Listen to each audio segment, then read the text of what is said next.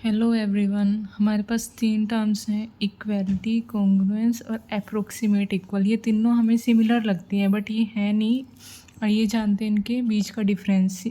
Equality क्या होती है, जिसे हम क्या देते हैं a इक्वल टू b। ये तो है सिंपल, यानी कि a एंड b दोनों क्या हैं, सेम नंबर्स हैं। ये ऑलमोस्ट हमें पता ही है हम सबको ही।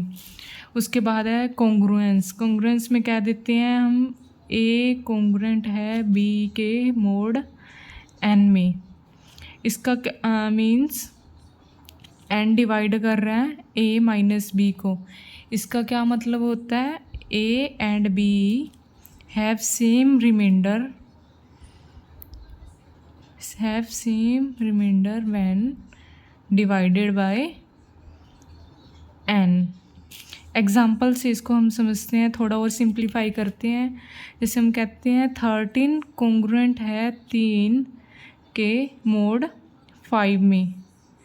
तो इस 5 क्या कर रहा है, डिवाइड कर रहा है 13 माइनस 3 को। मतलब 5 डिवाइड कर रहा है 10 को, कर ही रहा है 5 डिवाइड 10 को, क्या आ गया 2 आ गया।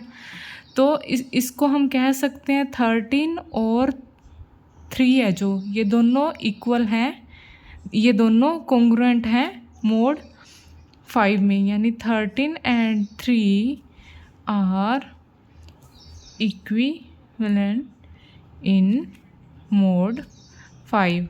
यानी वैसे 13 और 3 दोनों इक्वल नहीं है, ये हम सबको पता है, ये दोनों अलग अलग नंबर्स हैं। बट मोड 5 में बात करेंगे तो ये दोनों क्या हो जाएंगे, इक्विवेलेंट हो जाएंगे दोनों।